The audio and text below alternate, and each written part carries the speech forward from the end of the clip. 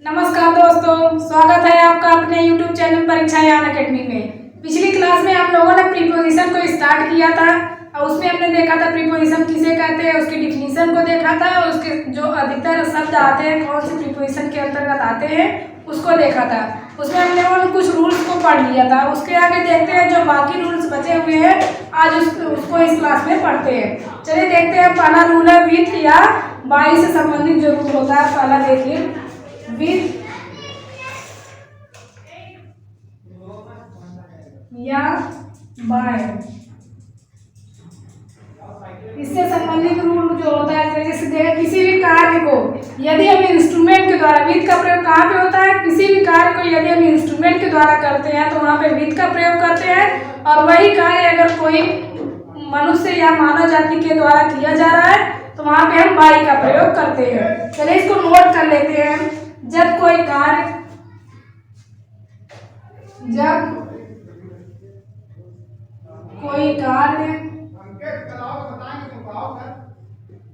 किसी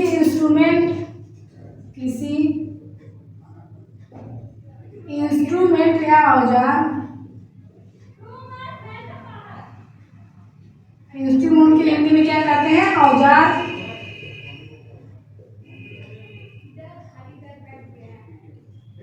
के द्वारा किया जाता है,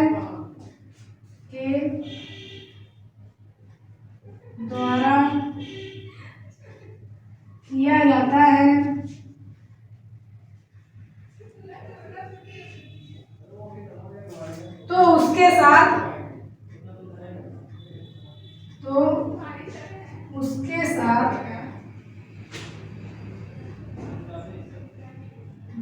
विथ का प्रयोग किया जाता है। विथ का प्रयोग करते हैं।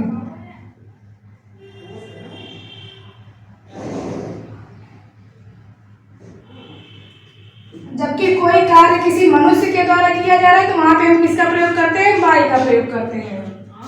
जबकि किसी कार्य को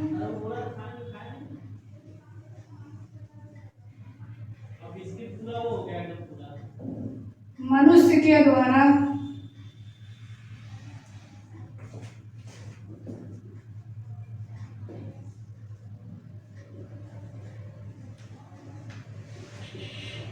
किया जाता है तो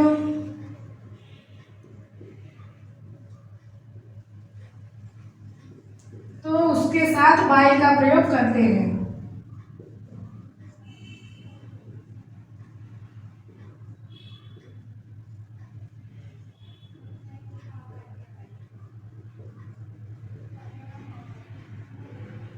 प्रयोग करते हैं।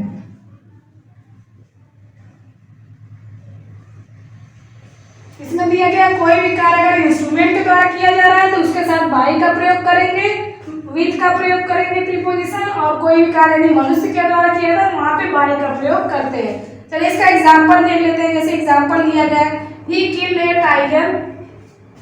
एग्जांपल है, he killed a tiger with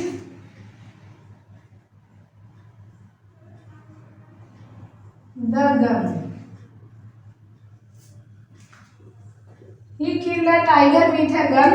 और दूसरा एग्जांपल दिया गया है, a letter is written by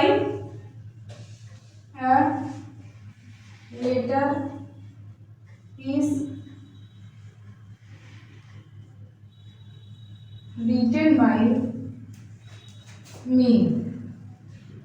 यहाँ पे देखिए दो एग्जाम्पल दिए गए हैं। पहला एग्जाम्पल है, he killed a tiger with the gun. यहाँ बताया जा रहा है उसने टाइगर को किससे मारा है, गन से मारा। तो गन क्या है कि इंस्ट्रूमेंट, ये औजार है। इसके साथ क्या प्रीपोजिशन यूज हुआ है, प्रीपोजिशन विथ का प्रयोग किया गया है। और दूसरा एग्जाम्पल दिया गया है, a letter is written by मी।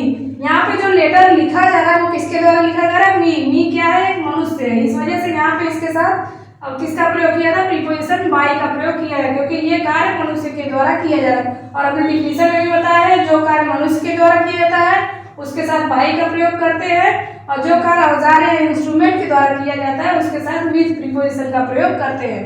अब इसके बाद देखते हैं दूसरा रूल है, दूसरा जो एग्जाम्पल विथ फ्रॉम और ऑफ का प्रयोग कहाँ पे करते हैं। दूसरा है फ्रॉम या ऑफ का प्रयोग। फ्रॉम का प्रयोग होता है, दोनों का प्रयोग कारण बताने के लिए किया जाता है, लेकिन देखते हैं कि कहाँ पे फ्रॉम का प्रयोग करेंगे और कहाँ पर ऑफ का प्रयोग करते हैं।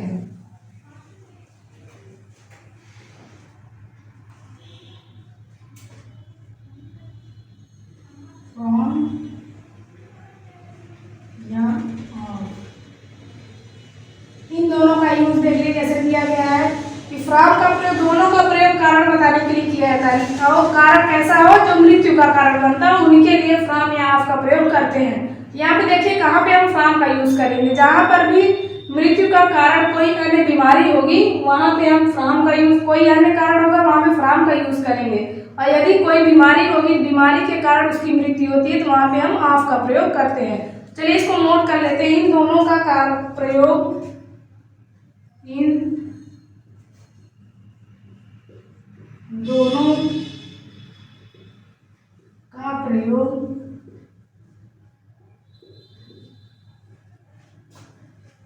कारण, ब्रैकेट में केवल मृत्यु वाला कारण रहेगा, केवल मृत्यु कारण दर्शाने के लिए किया जाता है।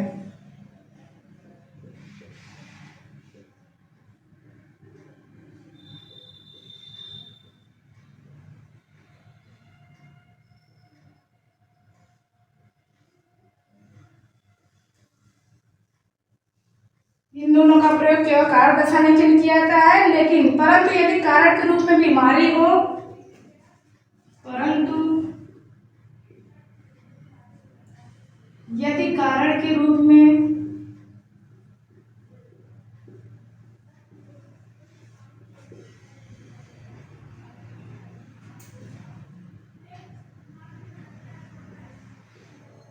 बीमारी हो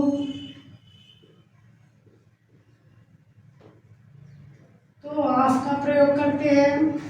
तो प्रीपोजिशन ऑफ का प्रयोग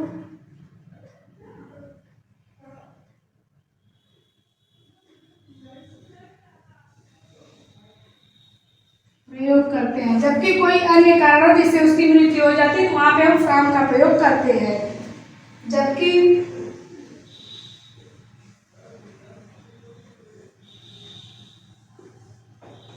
अन्य कारण होने पर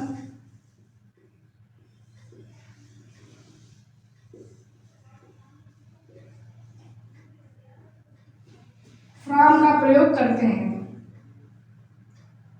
फ्रॉम का प्रयोग करते हैं।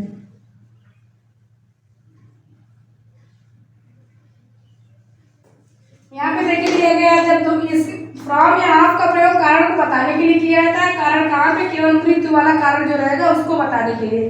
लेकिन ऑफ का प्रयोग कहाँ पे करते हैं, जब ऑफ का बीमारी मतलब मृत्यु का कारण बन जाती है कोई बीमारी, तो वहाँ पे हम प्रीपोजिशन ऑफ का प्रयोग करते हैं। और वहीं पे मृत्यु का कारण कोई अन्य कारण बन जाते हैं, जैसे एक्सीडेंट हो गया और भी अन्य कारणों से जिनकी मृत्यु होती है, तो वहाँ पे हम फ्रॉम का प्रयोग करते हैं। एग्जाम्पल देख लेते हैं, जैसे दिया गया है सोहन डाइड ऑफ कॉलेरा।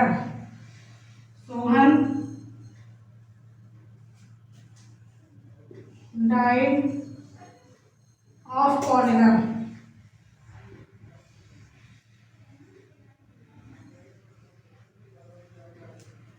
दूसरा एग्जाम्पल दिया गया है, he died from sclerosis.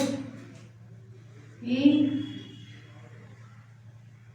died from an accident. यहाँ पे देखिए दो एग्जाम्पल दिए गए, सोहन डाइड ऑफ कॉलेरा।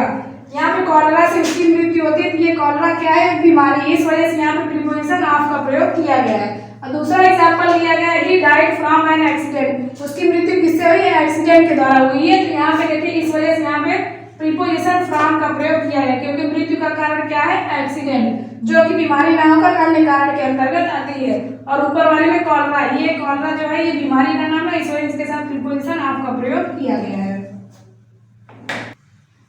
चलिए देखते हैं हम इसके आगे जो रूल है बिटवीन और एमंग से संबंधित रूल। यहाँ पे दिया दोनों का अर्थ बीच में होता है। बिटवीन और एमंग दोनों का अर्थ क्या होता है? बीच में होता है। परंतु बिटवीन का प्रयोग दो के बीच के लिए होता है। बिटवीन का प्रयोग यहाँ पे करेंगे जहाँ पे दो लोगों की बात होगी, और जबकि एमंग का प्रयोग कहाँ होता है? एमंग दो से अधिक के बीच के अर्थ में होता है एमंग का प्रयोग। जबकि एमंग का प्रयोग दो से अधिक के बीच के अर्थ में होगा। जैसे कोई भी वस्तु है, अगर दो से अधिक के लोगों के बीच बांटना है तो वहां पे हम एमंग का प्रयोग करेंगे, और दो लोगों के बीच बांटना है तो वहां पे बिटवीन का प्रयोग करेंगे। जैसे एग्जांपल है, जैसे एग्जांपल दिया गया है, एग्जांपल है डिस्ट्रीब्यूट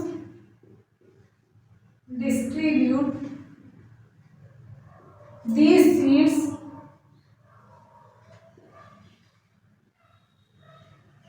between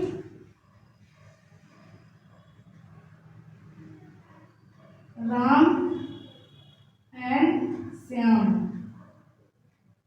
यहाँ पे देखिए दिया गया distribute these sweets between Ram and Shyam. इन मिठाइयों को दो लोगों में, राम और श्याम के बीच ये दो व्यक्ति हैं, इस वजह से यहाँ पे क्या प्रयोग हो रहा है? बिटवीन का। इसके बाद अगर हम एमंग का प्रयोग करेंगे तो यहाँ पे हमें प्लूरल मतलब कोई दो से अधिक लोगों का प्रयोग करना होगा। जैसे देख लेते, जैसे दिया गया है यहाँ पे अगर हम राम एवं श्याम की जगह अगर चिल्ड्रेन करेंगे, चिल्ड्रेन कर लेंगे तो ये दो से अधिक बात हो रही थी, इस वजह से इसके पहले क्या यूज करेंगे? एमंग का प्रयोग कर देंगे, एमंग। अगर यहाँ पे इसके जगह पे चिल्ड्रेन आएगा तो बिटवीन की जगह पे एमंग होगा, क्योंकि चिल्ड्रेन दो से अधिक की बात की जा रही है, एमंग, इसी वजह से यहाँ पे एमंग का है, जबकि राम एंड श्याम दो लोग हैं, इस वजह से बिटवीन का प्रयोग किया गया है। अब उसके बाद देखते हैं अगला एग्जाम्पल है एम, एट, ऑन और ओवर। इनका प्रयोग देखिए कहाँ कहाँ पे होता है, कैसे हम प्रीपोजिशन का प्रयोग करके कोई भी सेंटेंस को फॉर्मेट करते हैं। चलिए देखते हैं, जैसे दिया गया है इन तीनों का अर्थ ऊपर होता है। एट, ऑन, ओवर, इन तीनों का अर्थ क्या होता है? ऊपर होता है। परंतु एट का प्रयोग कहाँ पे होता है? निकटता या निश्चित बिंदु को दर्शाने। एट का प्रयोग वहां पे होता है जो भी कोई जैसे वस्तु है निकटता के लिए, या फिर वो निश्चित बिंदु पर वो पहुंच चुकी है, तो वहां पे हम किसका प्रयोग करेंगे? एट का प्रयोग करेंगे, सूचित करने के लिए किया जाता है। जैसे एग्जाम्पल देख लीजिए, एग्जाम्पल दिया गया है मोहन इज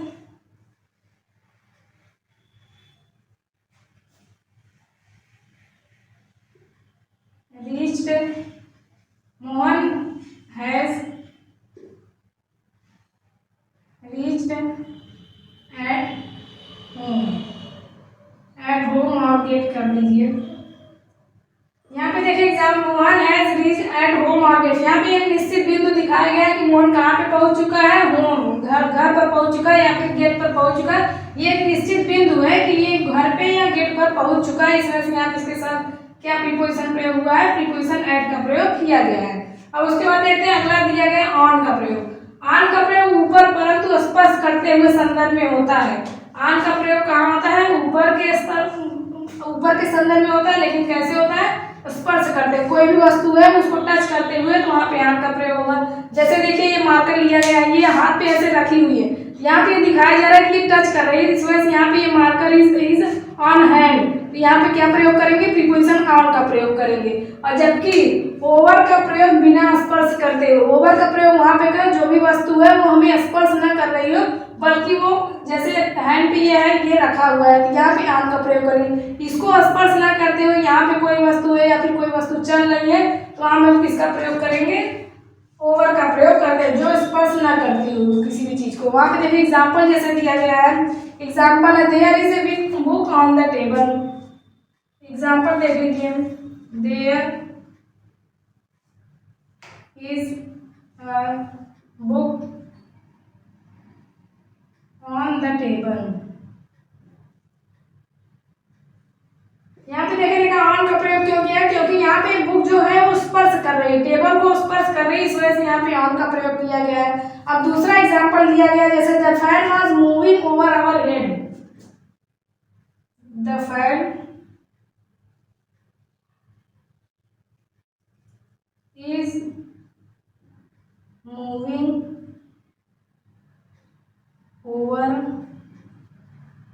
आवर हेड। यहाँ पे पे देखिए example, the fan is moving over our head. Fan कहाँ पे घूम रही है? हमारे सर पे, मतलब सर को वो टच तो करेगी नहीं फैन। फैन अगर टच की तो तब तो वो सारी कहानी खत्म हो जाएगी। इस वजह से फैन क्या है, सर के ऊपर है, वो टच नहीं कर रही। इस वजह से यहाँ पे क्या प्रयोग हुआ है? ओवर प्रीपोजिशन का प्रयोग हुआ है। और जबकि ऊपर वाले सेंटेंस में दिया गया है बुक कहाँ पे रखी गई? टेबल पे रखी गई, जो कि स्पर्श कर रही है। इस वजह से यहाँ पे ऑन प्रीपोजिशन का प्रयोग किया गया है। चलिए देखते हैं इसके बाद बिसाइड और बिसाइड से संबंधित रूल्स को। बिसाइड का प्रयोग निकट या पास, मतलब बिसाइड का प्रयोग किसके लिए होता है? निकट या पास के लिए होता है। बाय द साइड, आप किसी के साइड अगर कुछ दिखा रहे हैं तो वहां पे हम बिसाइड का प्रयोग करते हैं।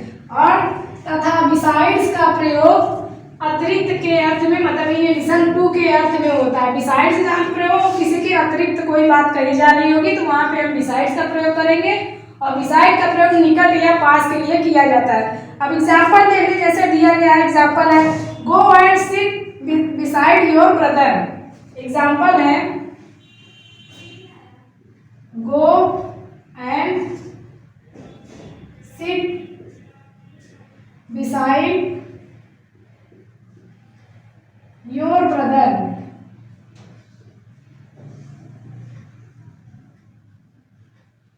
यहाँ पे देखिए go and sit beside your brother. Beside देखिए यहाँ पे दिया गया, ये बिसाइड, ये बगल की बात है, मतलब कहा जा रहा है जाओ अपने भाई के बगल में बैठो।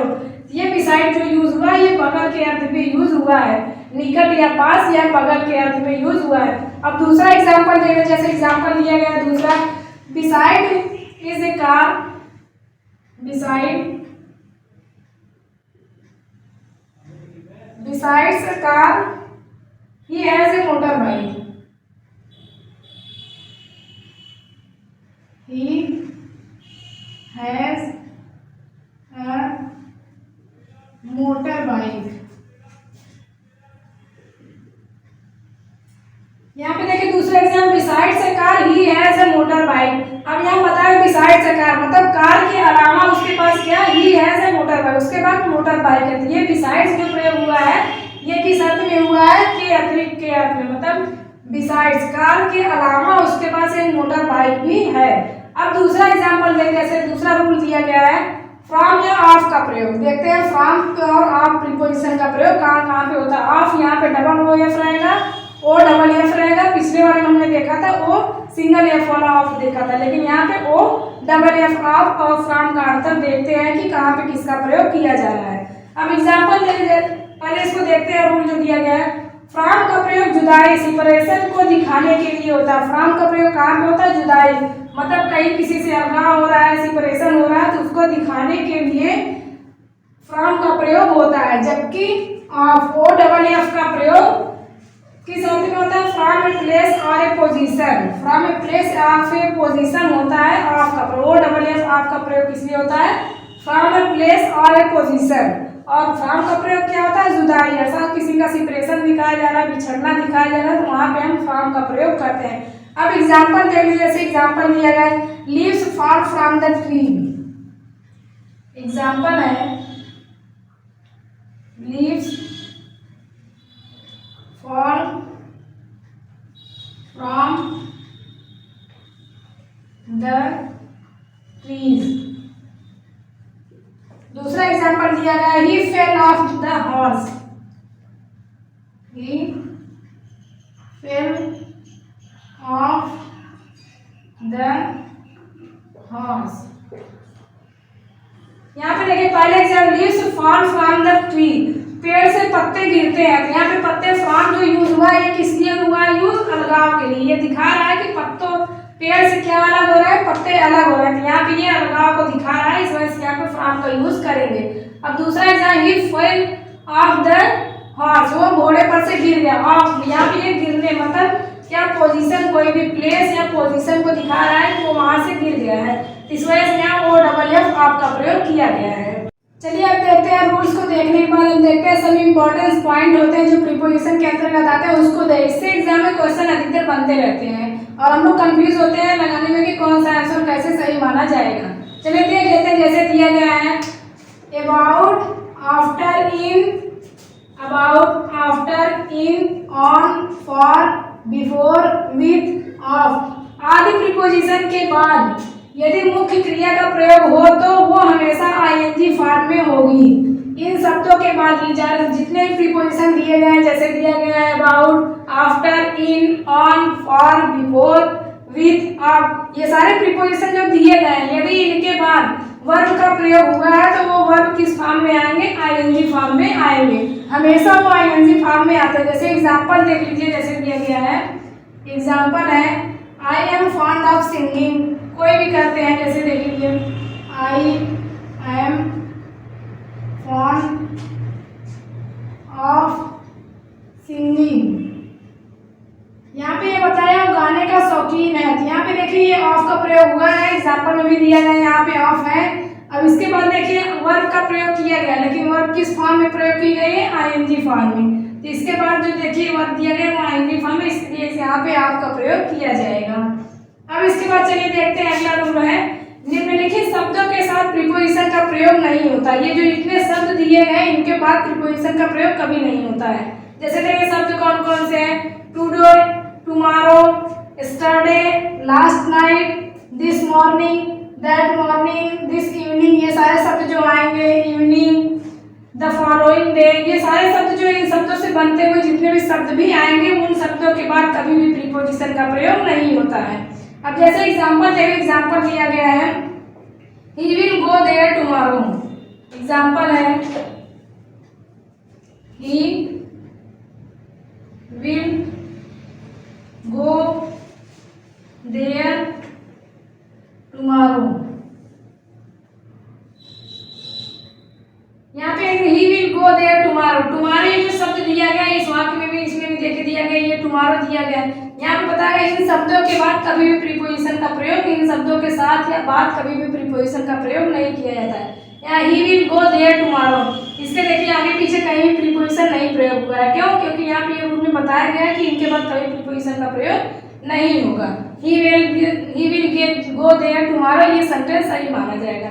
अब इसके बाद देखते हैं अगला रूल है, लास्ट या next plus month, year, week की स्थिति में इनके पहले किसी भी तरह के प्रीपोजिशन का प्रयोग नहीं होगा। ऐसी स्थिति जहाँ पे बनती है, जिस भी वाक्य में ये दिया रहेगा, जैसे लास्ट है या नेक्स्ट दिया है, प्लस उसके बाद मंथ, ईयर, वीक कुछ भी जोड़ दिया गया है किसी भी वाक्य में, उस स्थिति में इनके पहले कभी भी किसी भी तरह का प्रीपोजिशन प्रयोग नहीं होता है। जैसे देखिए एग्जाम्पल दिया गया है, Ram came here last week, Ram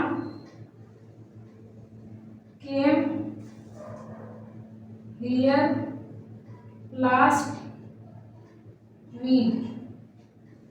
यहाँ पे देखिए Ram came here last week. अब देखिए यहाँ पे दिया लास्ट वीक, लास्ट या नेक्स्ट ये बताया गया है, इसके बाद प्लस कर दिया गया, प्लस के बाद मंथ, ईयर, वीक, इन शब्दों में से कुछ भी शब्द जोड़ा रहेगा उनकी उस स्थिति में कभी प्रीपोजिशन का प्रयोग नहीं करते। यहाँ पे देखिए एग्जाम्पल में दिया भी गया है, Ram came here last week, तो यहाँ पे लास्ट वीक दिया गया है, लास्ट इसके पहले जोड़ा उसके बाद वीक जोड़ा गया, इस वजह से इनके साथ कभी भी प्रीपोजिशन का प्रयोग नहीं होगा। तो चलिए आज की क्लास यहीं पे हमारी समाप्त होती है। इसी के साथ प्रीपोजिशन टॉपिक जो है पार्ट ऑफ स्पीच में वो भी समाप्त होता है। यदि आपको कोई भी डाउट हो तो आप कमेंट में पूछ सकते हैं, और यदि आपको हमारा चैनल पसंद आए तो हमारे चैनल को लाइक, सब्सक्राइब करें और दोस्तों को शेयर भी करते रहें। तब तक के लिए धन्यवाद।